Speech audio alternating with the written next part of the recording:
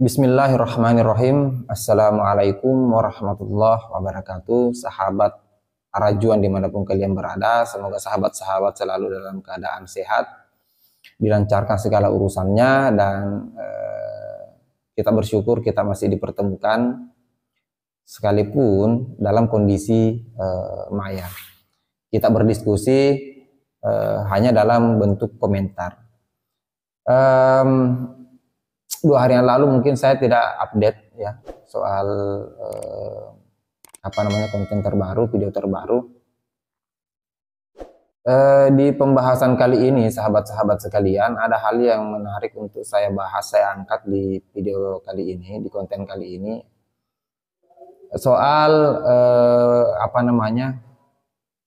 terorisme, soal kekerasan yang selalu diidentikan dengan Islam.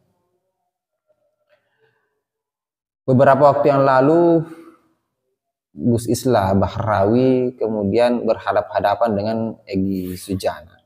Kita tahu sendirilah bagaimana vokalnya seorang Egy Sujana, bagaimana frontalnya seorang Egy Sujana.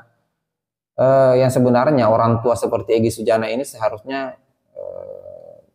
lebih mendekatkan diri saja kepada Tuhan, kepada Allah Subhanahu Wa Taala, ketimbang memberikan pernyataan-pernyataan yang kemudian kontroversial. Apalagi kemudian ketemu dengan Islah Bahrawi, ya otomatis dibungkam lah. Sama seperti apa yang akan saya tampilkan ke sahabat-sahabat ini, perdebatan kemudian Egy Sujana dengan Gus Islah Bahrawi itu sudah jelas bahwa Egy tidak mampu mengimbangi teori atau keilmuan dari seorang Islah Bahrawi. Di mana kita tahu sendiri bahwa Gus Islah Bahrawi ini di pertemuan-pertemuan dan kemudian di forum-forum yang dia hadiri itu selalu bicara soal terorisme, soal bahayanya terorisme dipelihara. Nah, kemudian pernyataan-pernyataan Gus Islah mengatakan bahwa terorisme itu tidak memiliki agama dan tidak bisa diidentikan bahwa gerakan-gerakan teror yang terjadi, baik itu yang ada di Indonesia, bahkan yang ada di Timur Tengah sana, itu selalu labelnya adalah Islam. Padahal kalau kita memahami kondisi-kondisi di beberapa negara yang kemudian memiliki kondisi konflik teror, bahkan di agama-agama lain pun ada. Sehingga tidak tepat ketika dialamatkan gerakan-gerakan teror seperti itu kemudian dialamatkan ke agama-agama tertentu, bahkan lebih dekat di agama Islam. Nah, saya sepakat dengan pandangan-pandangan Gus Islah yang mengatakan bahwa terorisme itu tidak memiliki agama dan tidak boleh dikatakan bahwa dia adalah orang yang beragama, gitu. Karena gerakan-gerakan mereka itu tidak mencerminkan pandangan agama secara utuh, bahkan bertentangan dengan konteks agama, terkhusus Islam ya. Kita dengarkan dulu bagaimana perdebatan yang kemudian Egy Sujana itu dibungkam oleh Islah Bahrawi. Kita dengarkan bersama-sama. Konteks dari ajaran Islam yang tidak mengajarkan terorisme, maka rantaian putusan tadi ini gak ada apa rantaian terorisme, kecuali ada ajaran terorisme, boleh pakai rantaian terorisme. Ini kan urusan JI, sikat aja JI deh. Kenapa jadi dikait-kaitkan sama Islam? Dulu saya membela Imam Samudra, saya perhatiin betul, dibedakan dong dengan JI dan Islam, gak ada urusannya dia tuh. Saya kira yang nyeret-nyeret terorisme ke Islam kan justru abang jadinya. Terorisme itu tidak pernah kita identikan dengan Islam, tidak pernah menyematkan subjek di belakangnya dengan Islam atau primordial apapun. Terorisme di sini adalah berdiri sendiri. Artinya begini, kita semua sepakat, mungkin saya yakin termasuk Densus, terrorism has no religion. Jelas, kalaupun Densus kemudian memerangi terorisme, bukan berarti Densus memerangi Islam. Jangan kemudian ketika Densus menangkap teroris, tiba-tiba ada tokoh Islam bicara, jangan perangi, jangan tangkap, jangan hanya Islam aja, itu KKB Papua. Jangan begitu. Justru yang menyeret paksa terorisme itu justru kita, yang Islam-Islam ini. Padahal kita harus sepakat bahwa teroris itu tidak ada agamanya. Gimana? Bungkam Egy Sujana yang kemudian modelnya keluar modelnya memberikan pandangan yang frontal seperti itu mampu dibungkam oleh seorang Islah Bahrawi. Saya sepakat tepat pandangan seorang Islah Bahrawi mengatakan bahwa ketika misalnya Densus memerangi terorisme, memerangi oknum-oknum tertentu yang kemudian dianggap akan melakukan teror atau sedang melakukan teror, itu kemudian diprotes seolah-olah pihak kepolisian, pihak pengamanan, Densus itu kemudian anti terhadap Islam. Tidak bisa. Label itu harus hilang.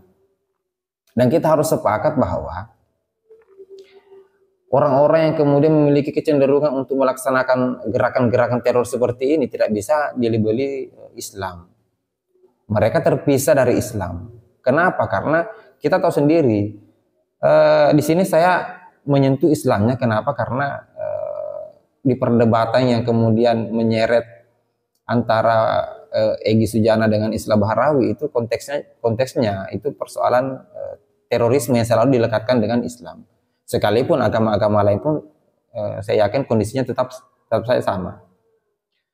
Nah, kalau dialamatkan kemudian terorisme itu atau gerakan-gerakan teror itu adalah melulu soal Islam, pertanyaannya adalah rujukannya di mana? Referensi untuk melaksanakan teror itu seperti apa? Kan selalu kita tahu sendiri bahwa dasar orang-orang atau kelompok-kelompok tertentu ini melaksanakan teror itu karena persoalan doktrin atau dogma agama yang kemudian ditanamkan kepada orang-orang yang kemudian lemah secara pondasi keagamaan.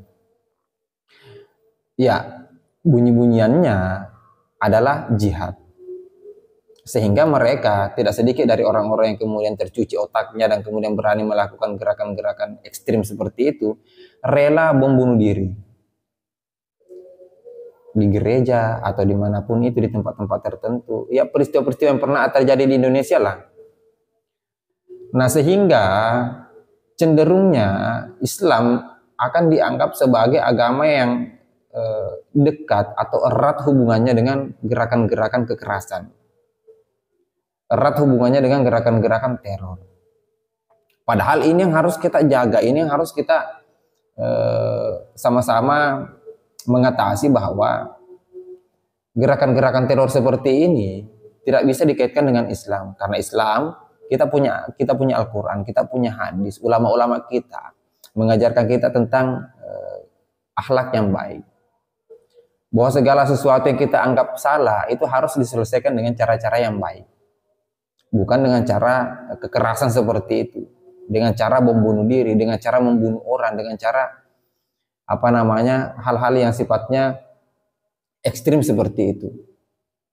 Oke lah, di Indonesia mungkin ada beberapa peristiwa kelam yang pernah terjadi. Baik itu persoalan aksi-aksi teror, bom bunuh diri, bom Bali mungkin yang masih hangat di ingatan kita. Kemudian konflik agama yang pernah terjadi di beberapa tempat. Dan sampai hari ini alhamdulillah kita masih mampu mengatasi itu, pemerintah masih mampu mengatasi itu, tokoh-tokoh agama kita masih mampu mengatasi itu, dan kemudian kita masih hidup dalam keadaan rukun. Tapi tidak menutup kemungkinan beberapa waktu yang akan datang, gerakan-gerakan ini akan muncul kembali. Dan kita sudah harus siap membentengi anak-anak kita, saudara-saudara kita yang ada di lingkungan kita untuk kemudian tidak ikut dengan arus yang seharusnya kita tidak terlibat di situ. Karena saya masih percaya bahwa gerakan-gerakan teror seperti ini konteksnya adalah persoalan politik, baik yang terjadi di Indonesia, baik yang terjadi di luar sana. Ini persoalannya konteksnya adalah konteks politik. Sehingga kita sebagai